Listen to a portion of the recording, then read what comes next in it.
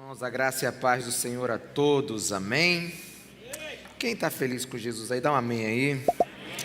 Que coisa boa, aleluia. Abra sua Bíblia em Apocalipse, capítulo 2. Apocalipse, capítulo 2.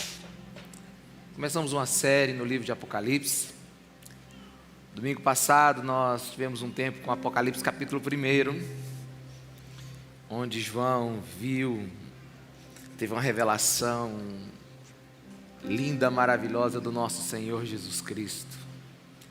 Ele ficou completamente tomado por aquele momento, ao ponto de, ao ver cair diante da glória do Senhor, diante da glória de Jesus.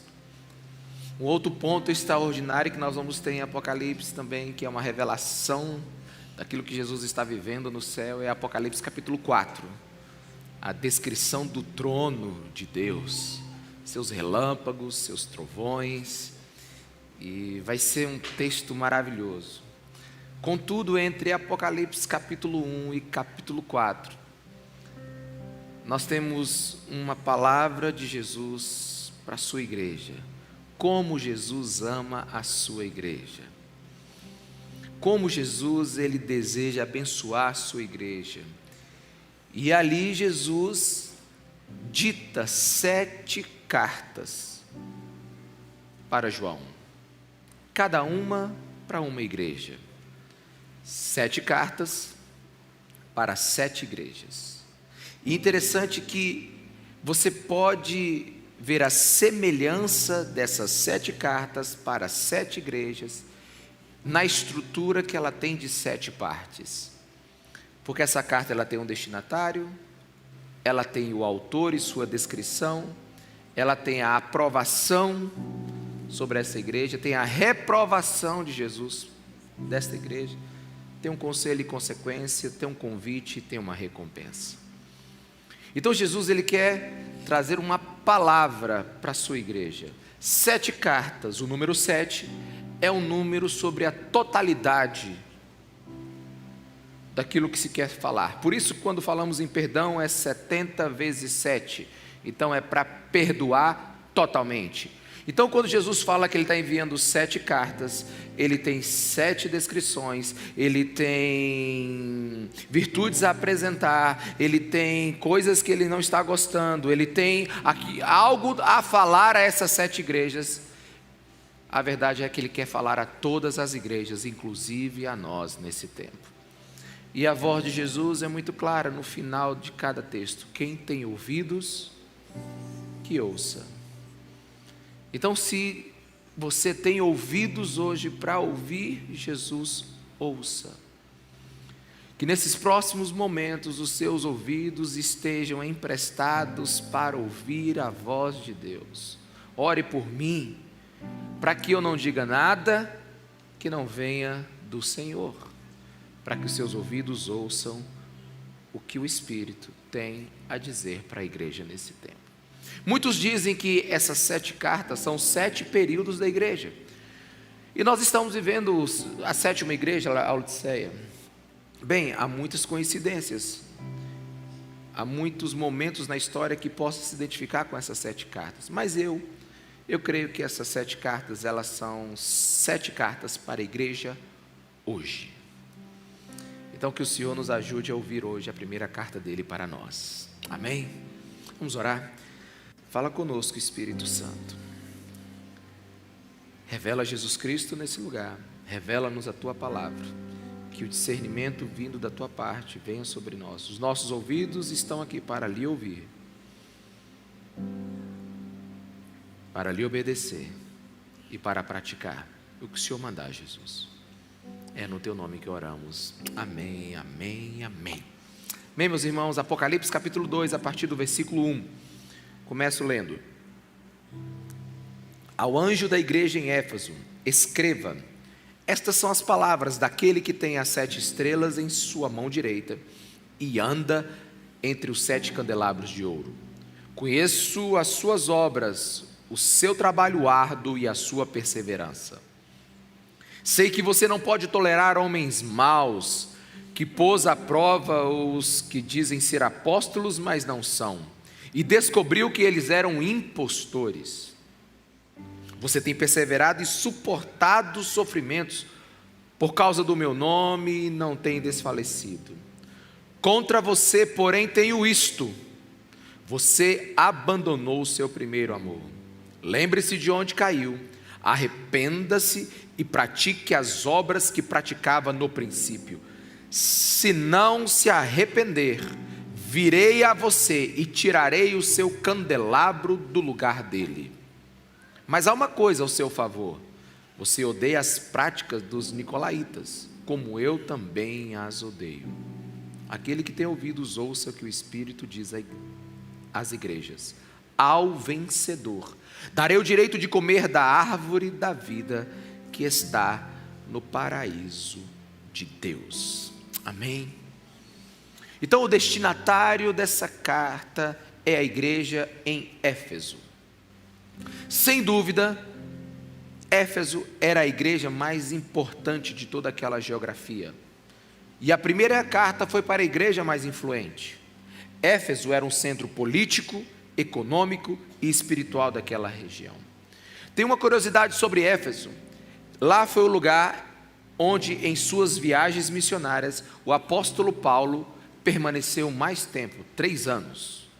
E depois que Paulo saiu desta igreja, ele mandou o seu discípulo Timóteo.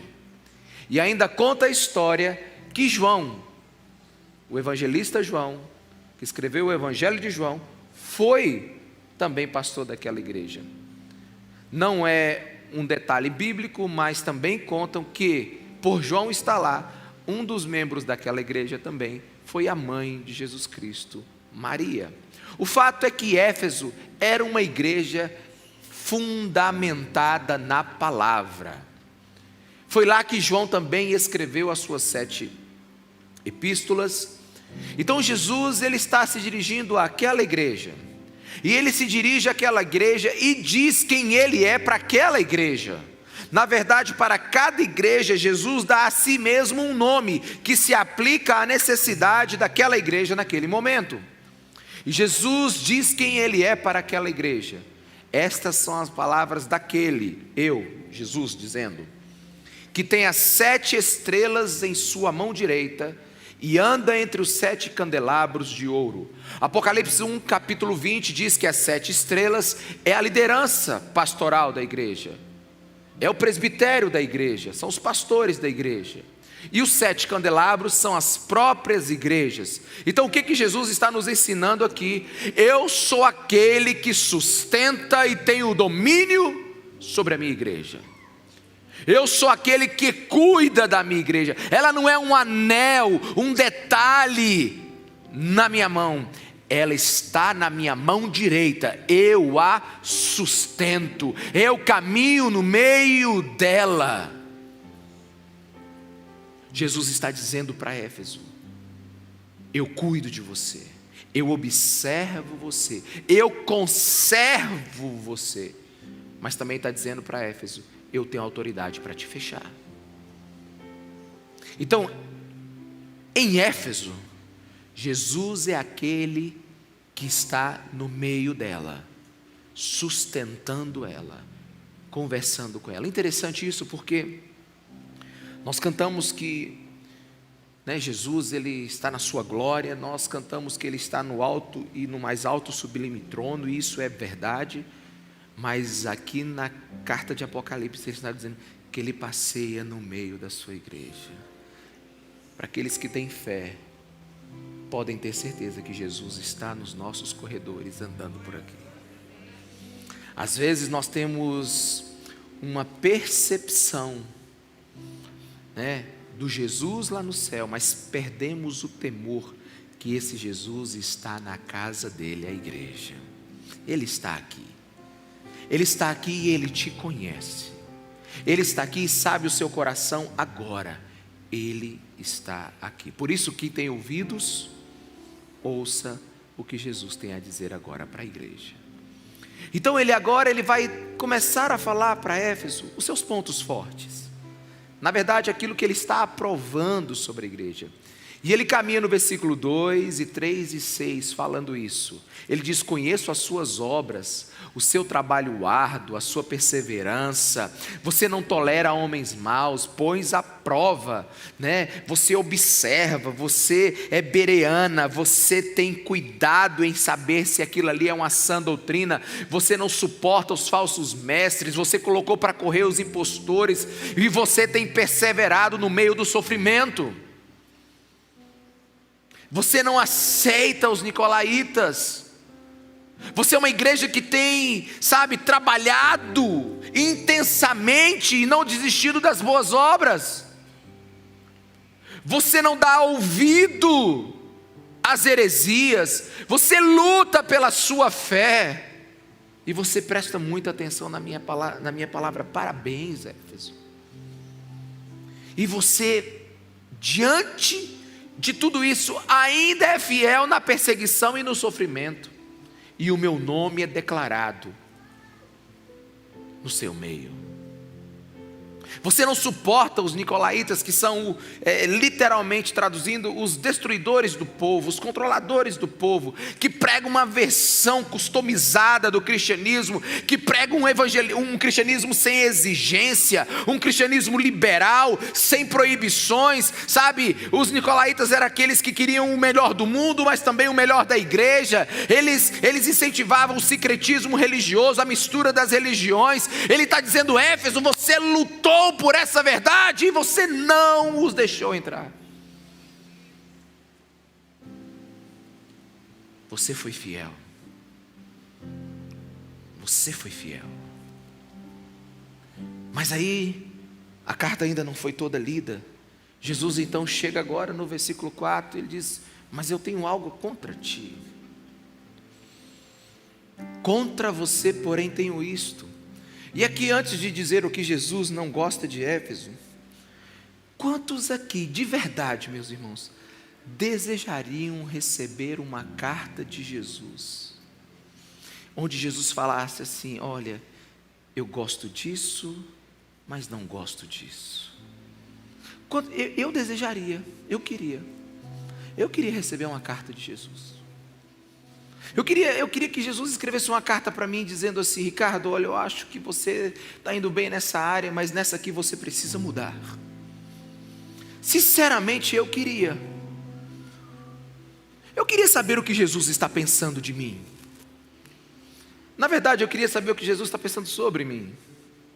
Se a direção que eu estou indo está correta, se a minha vida está agradando Ele. Lógico que nós temos a palavra de Deus que nos diz tudo isso, mas eu queria uma carta pessoal de Jesus. Jesus dizendo assim: faz assim, meu filho, para de fazer isso. Eu queria, porque só assim a gente vai perceber que existem pontos cegos na nossa vida, que nós só enxergaríamos, ou só vamos enxergar se Jesus falar com a gente. Porque preste atenção, meus irmãos, como alguém poderia falar alguma coisa ruim desta igreja? Ela é leal, ela é prodigiosa em obras, ela é opositora de qualquer heresia. Mas Jesus, no versículo 4, diz para ela: contra você. O Deus que era a favor agora está contra você, porém tenho isto: você abandonou o seu primeiro amor. Será que é a mesma igreja que nós lemos nos versículos anteriores, que foi verdadeira, que foi fiel, que ainda continuou nas boas obras, mesmo em meio ao sofrimento e à perseguição? Por quê? Como? Porque, meus irmãos, se qualquer um de nós chegássemos em Éfeso, no meio da igreja, observar os cristãos, observar aquela igreja, nós diríamos: que igreja extraordinária! Esse pessoal trabalha, esse pessoal serve, esse pessoal é fiel, que igreja extraordinária! Mas Jesus tem algo contra ela. E o mais surpreendente é que, se você olhar a palavra de Deus, Jesus ele foi direto no coração do problema. E se eu posso dizer, a igreja de Éfeso não precisa apenas de um ajuste, ela precisa de um transplante. Porque o que pedir de uma igreja primeiro, meus irmãos? O que pedir de uma igreja primeiro? Organização? Um bom culto? Um ministério de louvor ensaiado? Um bom prédio? O que pedir primeiro a uma igreja senão amor? O que pedir primeiro ao cristão senão que ele ame? Uma igreja que não ama, não surpreende que ela precisa receber uma carta de Jesus. Mas Ricardo, ela era fiel. Ela era cheia de pessoas que trabalhavam arduamente. Ela tinha uma boa doutrina. Ela nunca deixou de praticar as boas obras. Como é que Jesus pode dizer que essa igreja não está o amando? Bem, quando você começa a estudar o texto, principalmente quando você começa a ler ele no original, você descobre que a palavra abandonar ali é deixar embora. É que Éfeso deixou esse primeiro amor ir embora. E a mesma palavra usada para divórcio. O que Jesus está dizendo é: assim como um homem ou uma mulher pode permanecer casado, simplesmente de forma superficial, parecendo que tudo está bem, Éfeso, você continuou fazendo as boas obras, mas não está nada bem. Assim como se pode ostentar um casamento que na verdade no interior já não existe mais amor, é possível ainda continuar fazendo obras para Jesus, mas divorciado no amor dele. Quantos me entendem? Diga amém. Éfeso era uma igreja ativa, porém sem vida. Ah, meus irmãos, é possível alguém começar amando Jesus e terminar apenas respeitando Ele. É possível alguém começar em lágrimas, adorando a Jesus, e terminar apenas com a camisa suada, trabalhando sem nunca mais se emocionar ou sentir amor por Ele. A lealdade da igreja de Éfeso parece nunca ter sido abalada. A sua doutrina continuava verdadeira. Seus ministérios funcionando perfeitamente. Suas obras sendo vistas pelos homens. Contudo, ela estava oca. Ela não tinha amor. E de certa forma, enquanto eu meditava nesse texto, eu entendi, porque eu passei por isso na minha vida. Um dos dias mais violentos contra a minha apatia espiritual foi quando eu tive uma experiência com Jesus. O que vou narrar agora aconteceu muito rápido, porém eu tentarei fazer de forma que você veja os detalhes. Há mais ou menos 15 ou 16 anos atrás, sempre que eu acordava, eu dava um salto da cama. Eu não sou daqueles que demoram levantar. Se eu acordo, eu salto da cama. Hoje já não salto, mas eu saltava, quer dizer, eu dava um pulo para fora da cama. E eu acordei naquela manhã e eu dei um salto para fora da cama. Ao cair os meus 2 pés no chão, eu ouvi a doce voz do Espírito Santo, que hoje eu sei que era Ele falando comigo. Você não quer ir para o inferno, mas também não deseja o céu. Confesso para você que foram palavras que vieram na minha cabeça que não eram minhas.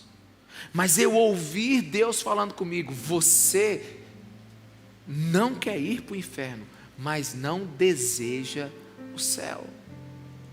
E antes de eu me reestruturar dessa pancada, e eu ali lutando com a minha mente, com aquela informação, eu ouvi outra do Espírito Santo. é que eu nunca amei Jesus. Você faz coisas para mim. Nessa época eu era o líder do ministério de louvor da igreja, eu era o tesoureiro da igreja, né? Muito parecido com Judas. Mas eu não amava Jesus. Eu tocava todo domingo de manhã e domingo à noite. Eu cuidava das finanças da igreja. Inclusive eu dava aula na escola bíblica dominical para os adolescentes nessa época. Eu ensinava algumas coisas ali e acolá, mas eu não amava Jesus. E aí, naquele tempo eu estava no auge da minha advocacia e minha mente quis se defender diante de Jesus. Alguém aqui, meus irmãos?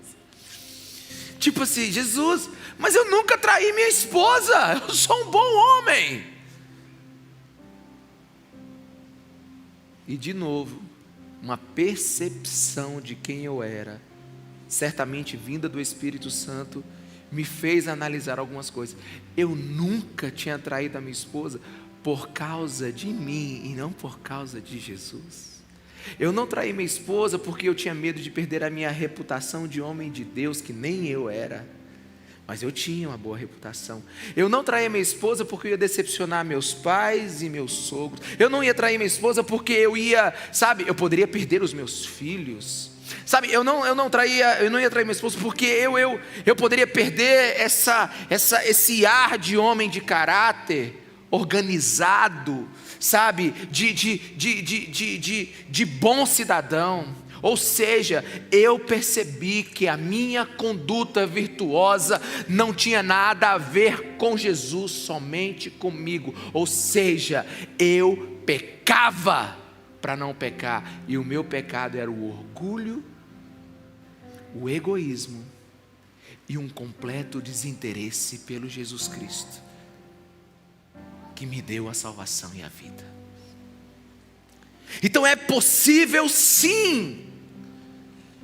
Eu comecei a aprender algo que mudou a minha vida. É possível sim alguém obedecer sem amor, e isto é ofensa para Cristo. Éfeso era uma igreja que servia a muitos, mas não estava amando ninguém. Perdeu o amor de dar sem pensar em receber. Começou a viver um trabalho mecânico, trivial, estrutural. Continuava fazendo coisas virtuosas, mas por outros motivos, porque ela tinha abandonado o primeiro amor.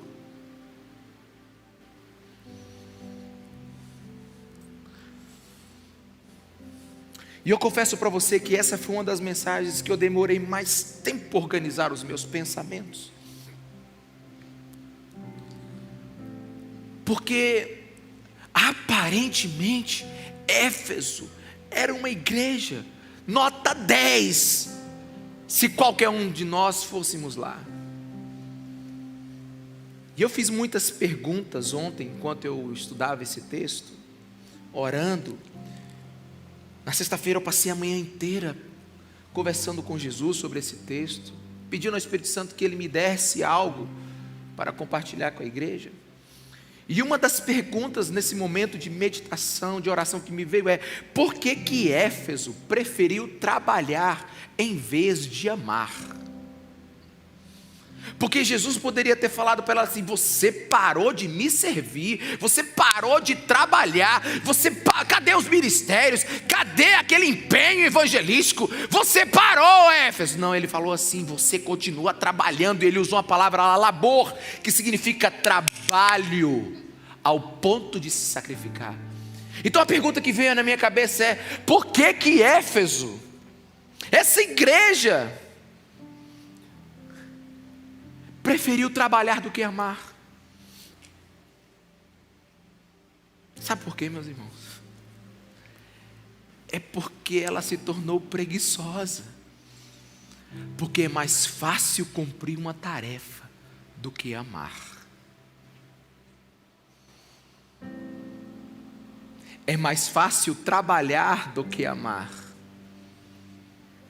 É mais fácil cumprir, né, um case, algo montado,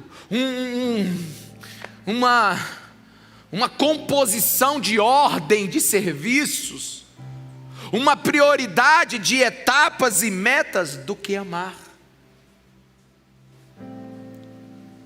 Fale assim numa voz bem audível para a pessoa que está do seu lado: amar exige. Amar exige. Amar exige.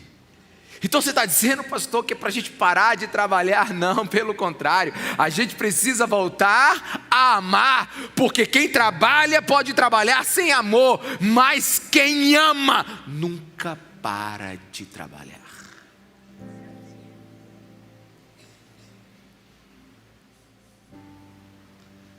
Muitos gostam de funções, estruturas, mas são poucos aqueles que entendem o amor. E meus irmãos, a igreja que parou de amar é a igreja que parou de ser igreja. Éfeso foi elogiada pela sua firmeza moral, mas foi reprovada pela sua falta de ternura.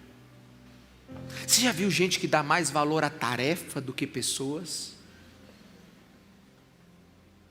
Você já viu pessoas que elas simplesmente estão servindo alguém, mas não estão amando o seu irmão?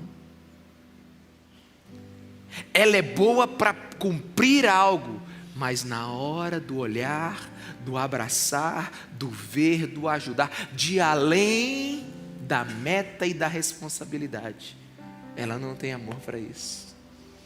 Na verdade, ela está cansada. E quantos estão cansados porque estão há tanto tempo na igreja servindo? Desde que eu me lembro, eu toco na igreja desde os meus 11 anos. E se eu toco numa igreja desde os 11 anos, naquele tempo não tinha escala. Não tinha 9 ministérios de louvor como nós temos hoje aqui na igreja. Era só um tecladista forevermente. Todos os domingos, de manhã e de noite. E naquele tempo nós éramos desafiados a muito mais, porque não ensaiávamos muito não. Ainda tinha aquela irmã abençoada que tirava o hino na hora. Foi lá que nos formou, PhD em música. Então não tinha esse negócio, sabe, mas eu fazia tudo isso. Eu sei que alguns de vocês também. Quantos que estão na igreja há mais de uma década? Levanta sua mão bem alta aí. Nossa, no culto das 19, que é o culto que nós temos assim, um absurdo de visitantes, nós temos ainda 50% da igreja. Então às vezes você passou muito tempo na igreja, você fez muita coisa para muita gente, e nesse tempo as pessoas talvez te geraram tristeza, as pessoas te abandonaram, as pessoas não te retribuíram, e aí então você sabe que precisa fazer porque é certo, mas perdeu o amor em fazer.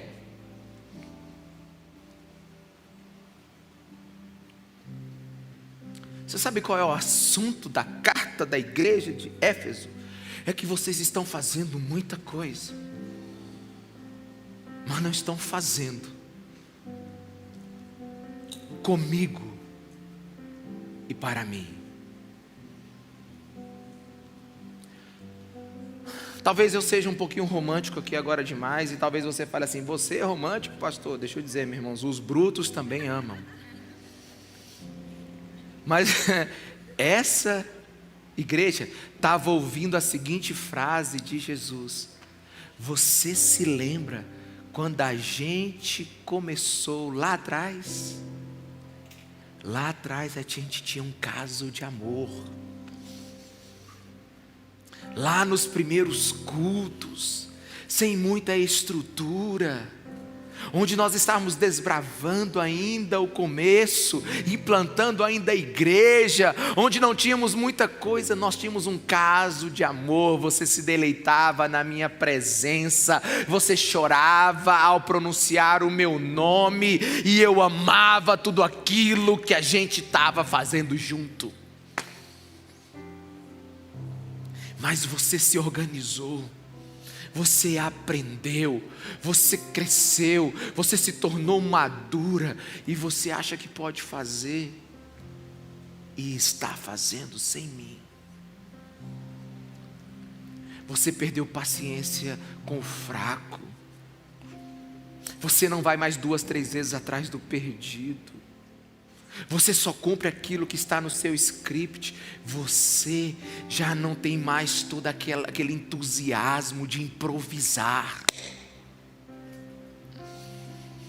Você já percebeu que tudo estava certo em Éfeso, mas tudo estava dando errado? Quantos aqui estão entendendo? Diga amém, meus irmãos. Agora, quem já foi num culto que acha que tudo ia dar errado e deu certo? Eu já fui num culto. Não tinha um ministério de louvor, ele subiu assim meio na hora. Eu preciso dizer isso. Eu nunca vi uma igreja mais desorganizada do que aquela. O ministério de louvor foi chegando em proporções, né, de 10 em 10 minutos. O cara do violão chegou, depois o baixista ligou, aí depois o cara da guitarra, aí o baterista chegou por último, e o back chegou já quase na última música. E não havia sintonia, não havia harmonia, sabe? Os ouvidos não recebiam aquela canção, sabe? O negócio não estava legal. Mas aí, não era só isso. Eu sei que, hoje eu entendo, né? Eles estavam sem recurso, naquele dia deu tudo errado, e enfim. Mas aí eu falei, eu já tinha perdido a paciência, dado a minha, né, esse ser esquisito que eu sou, onde tudo tem que estar no lugar. Esse negócio não era para estar torto. Aí o cara começou a pregar, meus irmãos, e deixa eu te falar, ele não pregou errado, ele só não sabia pregar. Ele não disse nada que não estava na Bíblia, mas ele citava as palavras, tipo assim, a igreja de Éfeso perdeu o amor. Perdeu o amor? Como é que alguém perde o amor? Perdendo o amor, perdeu o amor, irmãos. E ele ficava repetindo a mesma frase, todo mundo. Eu falei, Deus, não.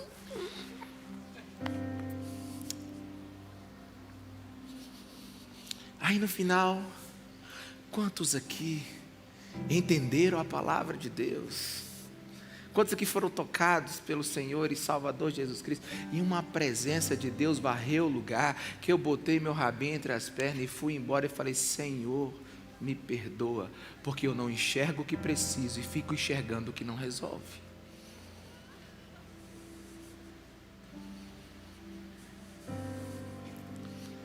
E por que eu estou te falando isso? Porque eu cresci entre as igrejas do interior. Eu cresci visitando as igrejas do meu avô, da minha avó. Meu avô deve ter aberto umas 10 igrejas ou mais da Deus e Amor. Sabe, mas tem pessoas que têm um caso de amor com Jesus, que não importa se é um microfone ou se é um coral inteiro, não importa se é uma corda ou se tem as 6, não importa se ele está com a teologia correta, se ele está, sabe, com toda a homilética, se ele está bem preparado, mas tem gente que quando fala Deus vem, e não tem nada a ver com o dom dele, tem a ver com o coração dele. Quem tem um coração de Jesus extrai água do deserto. É por isso que alguns saem de um culto aleluiado e o outro sai frustrado. Porque é o coração. O coração determina o nível de recebimento dos céus que você tem num lugar. Sabe, é porque a gente às vezes vem tão carregado de outras coisas, desiludido com o mundo. 2022, sabe, consumiu toda a nossa alegria, então consumiu toda a nossa certeza, está todo mundo hoje escabriado, está todo mundo hoje, sabe, eu não sei se eu acredito, sabe, nós perdemos, sabe, às vezes o entusiasmo nas coisas ordinárias, normais, e a gente estamos perdendo a presença de Deus. defendemos bem a teologia, nossas convicções, nós sabemos a palavra de Deus, mas estamos secos como os fariseus. Tem um teólogo que diz que Éfeso foi capaz de identificar a falsa doutrina, mas não foi capaz de identificar a falta de combustível que fez seu coração esfriar. Sabe, muitos hoje estão na igreja sim, mantêm as suas famílias, trabalham corretamente, mas perderam a paixão do momento, perderam o entusiasmo em Deus, perderam o prazer de servir pessoas. Sabe o que é uma heresia, sabe que não vão falar algumas coisas, vão fazer algumas coisas, mas o seu coração não é mais de Jesus, porque começou amando a Jesus, mas agora só respeita Jesus, só concorda com Jesus. Só que o primeiro amor não diz: concorde com Jesus de todo o seu coração, respeite Jesus de todo o coração. O que diz o primeiro mandamento? Amar ao Senhor seu Deus de todo o seu coração. A igreja de Éfeso, ela, para não errar, errou. Lutou para não errar e acabou errando. Então eu descobri que a gente não erra menos tentando não errar. A gente erra menos quando busca Jesus. A gente não erra menos tentando não errar. A gente erra menos quando busca Jesus, quando procura mais o Senhor. Não há dúvida que a igreja de Éfeso nunca esqueceu uma tarefa, mas ela deixou o relacionamento. Ela fazia coisas, mas não enxergava pessoas.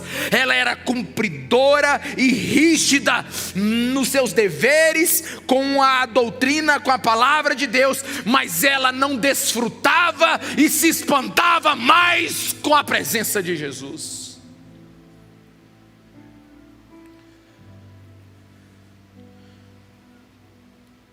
Foi uma igreja que se esqueceu de que Jesus nunca colocou Adão e Eva numa indústria para trabalhar, mas colocou eles num jardim para se relacionar. Quantos me entendem? Diga amém. Então, Jesus no versículo 5 diz: lembra-se onde você caiu.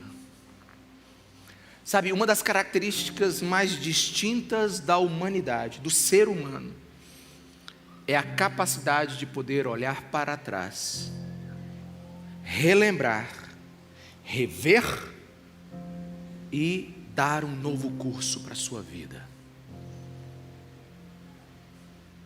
Como eu era e como eu devo ser agora. Eu conheço muitas pessoas que precisam perceber onde caíram, porque muitos são os motivos, meus irmãos, muitos, para alguém permanecer fiel sem amor. Muitos são. Vamos dar só exemplo no casamento. Na minha vida como advogado, eu vi muitos casais não se separarem, e como pastor também, para não precisar fazer a divisão dos bens. Eu vi muitas famílias continuarem ainda firmes por causa dos filhos, que é um ato também, um ato mais nobre. Eu vi muitos filhos não deixarem a casa dos pais simplesmente porque ainda não queriam perder o cartão de crédito do pai. Eu vi muitos empregados não deixarem a sua empresa porque só viveriam com aquilo, apesar de não suportar os seus patrões, eles não se sentiam pertencentes àquela cultura que eles estavam. E é certo que eu não posso julgar as pessoas pelos seus motivos interiores, e muito difícil provar o que não se vê. Mas não é o caso dessa carta de Jesus para Éfeso. Ele sabe. Ele conhece. Ele chegou para Éfeso e disse: você tem religião, mas não tem mais cristianismo. Religião é regras sem sentimento. É doutrina sem coração. Você pode estar num prédio, em uma geografia, mas não é mais igreja, porque tem reunião e existe o culto. Quantos me entendem? Diga amém. Às vezes tem gente no prédio, mas não tem igreja reunida. Às vezes a conversa é certa, mas o coração é errado. Arrependa-se. Lembre-se onde você caiu. Arrependa-se. Pratique as obras que praticava no princípio. Sabe, aqui está o caminho da renovação espiritual. Aqui está o caminho das pedras para você se tornar uma pessoa apaixonada por Jesus. Lembre onde você caiu. Arrependa-se e comece a praticar novamente. Lembrança sem arrependimento é perda de tempo. E arrependimento sem mudança de conduta não existe. Jesus está mandando Éfeso abraçar o avivamento. E não é ir e fazer alguma coisa, é voltar. É voltar. E aqui você precisava perguntar algo, como eu me perguntei: Senhor, como é que alguém vai voltar a fazer as boas obras que ele continua fazendo? Porque Jesus disse que ela continua trabalhando. Jesus diz que ela continua com labor, que ela continua perseverante, que ela continua fiel à palavra de Deus. Jesus, como é que alguém pode voltar de um lugar que nunca deixou de fazer alguma coisa? Como é que alguém pode voltar a fazer uma obra que ele nunca deixou de fazer? Só que Jesus aqui, ele não está mandando Éfeso fazer algo. Jesus não está falando sobre fazer coisas que eles deixaram de fazer. Jesus está falando para eles fazerem as mesmas coisas que eles estão fazendo, mas com um coração diferente nesse tempo. Jesus está dizendo que eles só estavam com um desvio de coração. O nome dessa pessoa é Susana. Susana trabalhava numa casa e ela cuidava de 2 crianças, limpava o chão. Os pais dessas crianças trabalhavam o dia todo, voltavam só para o almoço, para a janta, para o café. Então Susana tinha que limpar a casa, cuidar das crianças, passar, lavar e toda aquela confusão das crianças sujando e limpando a casa o tempo todo, e enfim. E ela voltava para casa todo dia muito cansada. E ela reclamava com a mãe: mãe, eu não aguento mais esse trabalho, eu estou exausta, eu não aguento mais ficar naquele lugar. E a mãe disse: sai, minha filha. Não, mãe, eu não vou sair porque senão eu não pago minhas contas. Então Susana conhece Fernando, um rapaz que ganha um salário mínimo ou pouco mais. E de repente esse rapaz, ele herda uma casa maior, um lugar maior. Então ele percebe que ele pode ter agora uma esposa. Na cabeça dele, agora eu posso ter uma esposa. Então ele encontrou Susana. Então Susana se apaixona por ele se apaixona por Susana. Eles casam e vão para essa casa maior do que aquela casa que Susana cuidava. Mas ele, rapaz, ganhando muito pouco, então ela não pode ter uma empregada. Então ela continua cuidando da casa. Ela tem que cuidar de tudo agora, de uma casa muito maior. O seu marido trabalha o dia todo e Susana, no primeiro mês de casamento, fica grávida de gêmeos.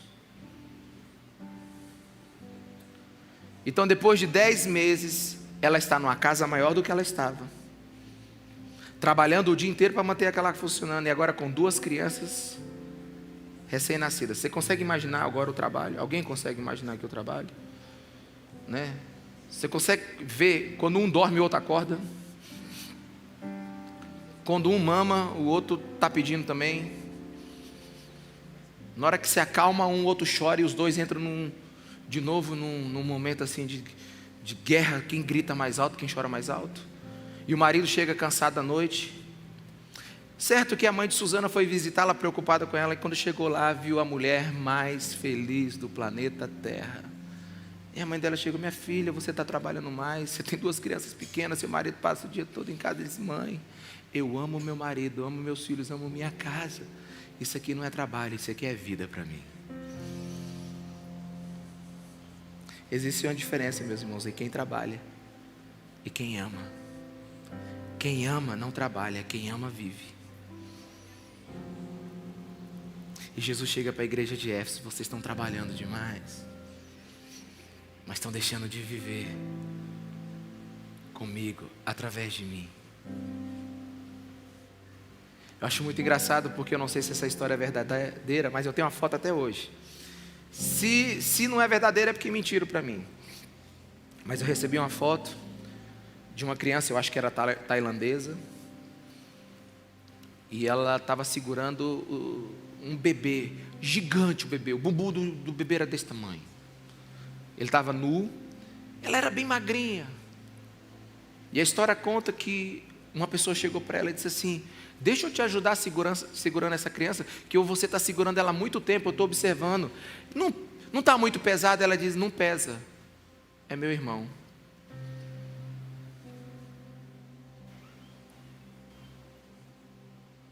Pesa quando não tem amor.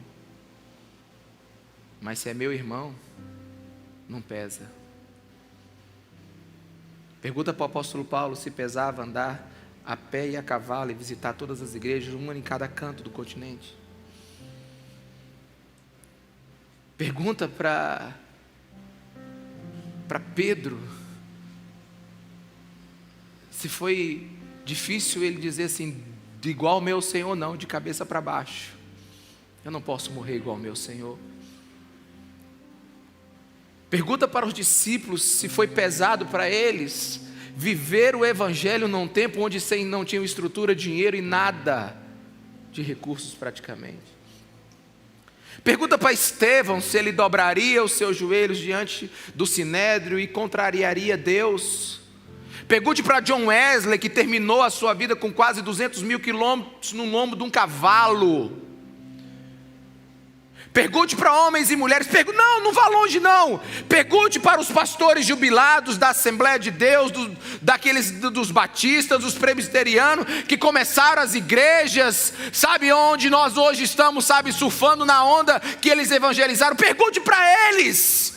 Porque eu conversei com um deles há uns meses atrás, jubilado, sentado ali atrás, a esposa dele é costureira, e eu falei para ele assim: me conte sua história. Ele disse: foram os melhores tempos da minha vida, nós só tínhamos 2 roupas, a que nós vestíamos e a do culto ia num saco plástico, porque a gente tinha que atravessar nadando nos rios, e do outro lado então a gente vestia o terno e pregava a palavra de Deus.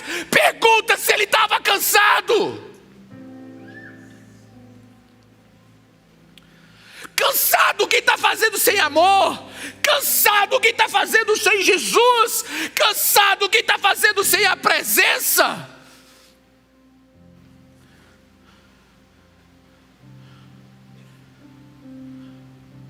Exausto está quem não está no íntimo com Jesus todos os dias, que não está abraçando o Senhor, que não está sendo cheio do azeite fresco do Espírito Santo toda manhã. Esse está cansado.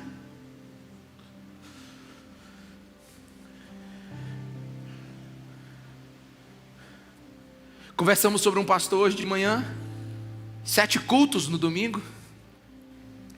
Voltou de viagem de madrugada. No outro dia de manhã estava cumprimentando irmão por irmão na entrada da igreja. 7 cultos no domingo. E vou te dizer, no outro dia ele tem reunião com todo mundo. Ainda tem célula, e já multiplicou a célula esse ano. Ano passado ele contou para mim, já era a 8ª vez. Pergunta se está cansado. Nossa, eu estou tão cansado, eu tenho que ir para minha célula. Meu Deus, o culto hoje está chovendo. Ainda bem que dá pelo menos um dia. Irmão, eu já trabalhei tanto para Jesus. Deixa eu te falar, Jesus não vem buscar a sua empresa. Jesus não vem buscar o que você está comprando nessa terra. Jesus não vem buscar a sua aptidão para liderar. Jesus não vem buscar a sua capacidade. Jesus vem buscar o seu coração. Como é que está o teu coração? Ele falou para Éfeso: Éfeso, as suas mãos estão calejadas, mas o seu coração está seco. E Jesus estava avisando: olha, se você não se arrepender, eu vou retirar.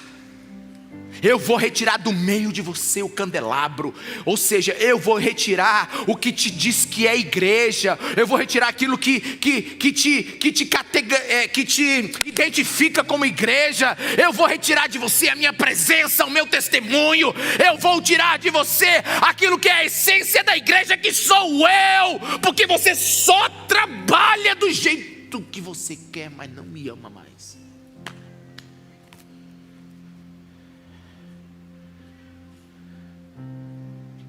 Apocalipse avisa: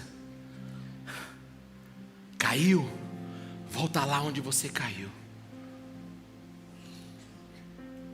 Desistiu de alguém? Vá atrás dele. Desistiu de ligar? Ligue. Desistiu de amar? Ame. Desistiu de chamar? Chame.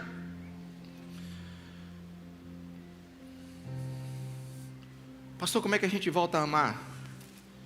A Bíblia diz que o amor é um mandamento, não é um sentimento. Já estamos na metade do caminho. Começa a praticar o amor de verdade. Começa a falar: Jesus, eu quero fazer por causa de ti. Toda ação de amor faz o amor nascer de novo. Jesus disse: se você não se arrepender, não tem jeito para você. E eu gosto muito da versão Almeida Revisada Atualizada, que diz assim: eu vou retirar o seu candeeiro. Quem aqui é do tempo do candeeiro? Tem alguém aqui que já ficou numa casa com candeeiro? Levanta sua mão aí, amém. Quando é que um candeeiro presta? Se ele estiver pegando fogo. Aleluia. Um candeeiro só presta se ele estiver pegando fogo. Ele é tão bom quanto uma lanterna, né? Um candeeiro sem fogo é tão bom quanto uma lanterna sem pilha. Serve para nada. E Jesus está dizendo o seguinte: olha, eu vou tirar de você o seu candeeiro, a sua luz. Eu vou tirar de você o meu testemunho. E aqui eu te pergunto: quando você faz uma célula, quando você vem ao culto, quando você está em algum ministério, quando você está no seu trabalho, e você percebe que você tem um chamado de Deus ali naquele momento, você faz porque: nossa, eu sou crente, eu preciso dar um bom testemunho aqui. Meu Deus, hoje eu tenho que fazer a célula. Meu Deus, é obrigação. Vai, não, olha, não vou para o céu se não fizer. Vão me cobrar. Aquela liderança daquela igreja vive cobrando. Eu tenho que ir para o culto, senão minha esposa, minha esposa já está se arrumando. Se eu não for com ela, vai ser briga demais. Não, eu tenho que ir porque eu tenho que dar bons exemplos para os meus filhos. Olha, tudo isso é correto. Jesus aprovou tudinho. Mas Ele vai chegar para você e vai mandar uma carta: você não está fazendo por amor a mim. Você não está queimando por amor a mim. Você não está incendiado por amor a mim. E se você não levantar logo de onde você caiu, eu vou retirar o que ainda existe em você. Pastor, mas essa é muito dura, essa palavra. Meus irmãos, primeiro ela não é dura porque ela é um aviso. Ruim é se Jesus fizesse sem avisar. Isso aqui é uma carta de amor. Sabe, eu gostei muito de alguém que escreveu pela manhã e me marcou: assista a mensagem, um feedback de Jesus para você.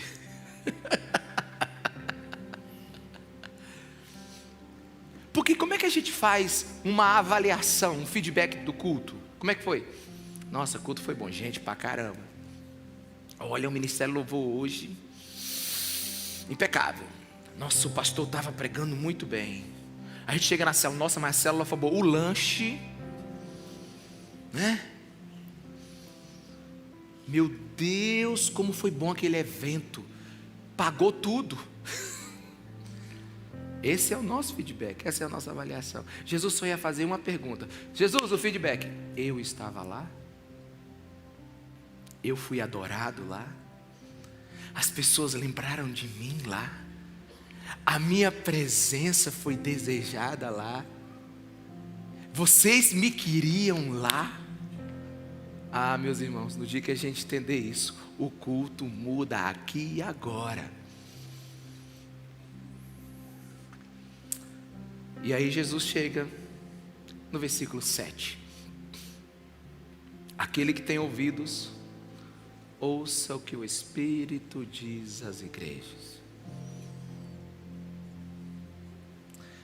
Eu até achei assim esse tema maravilhoso aqui. Poderia ser um tema da mensagem. Ouvidos que ouvem. Porque quando Deus fala e alguém ouve, é porque tem ouvidos que deram ouvidos para Deus. Quantos estão me entendendo? Diga amém. Que pararam, ouviram e decidiram.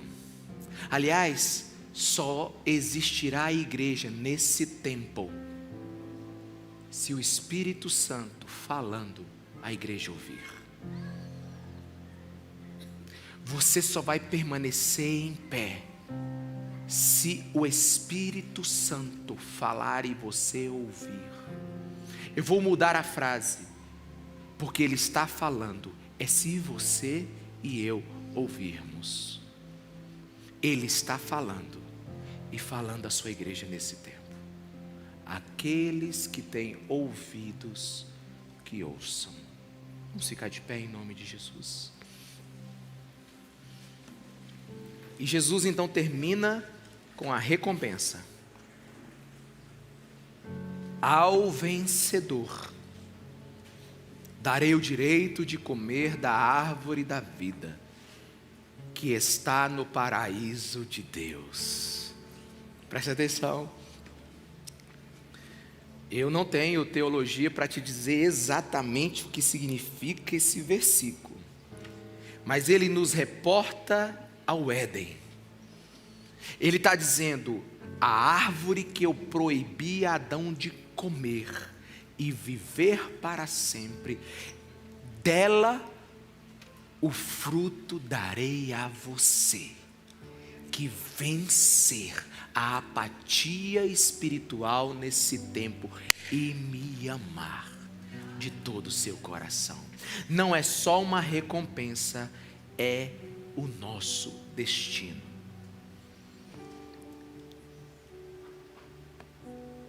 E embora a gente fala muito que Éfeso perdeu o primeiro amor, Éfeso não perdeu o primeiro amor. Éfeso abandonou. Perder, você não tem nem culpa se não achar. Mas eu duvido, quando a gente abandona alguma coisa, a gente sabe onde está. A gente sabe. E eu quero, no nome precioso de Jesus, orar para que o Espírito Santo de Deus toque você agora. Toque a você quando estiver ouvindo essa mensagem, não sei quando. Mas toque você que está comigo agora aqui nessa noite.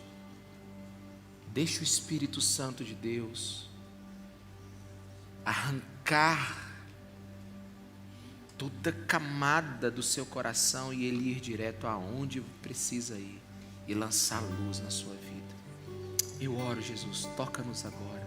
Com temor e tremor, fala a tua igreja aqui nesse lugar. Doce Jesus, vem sobre nós.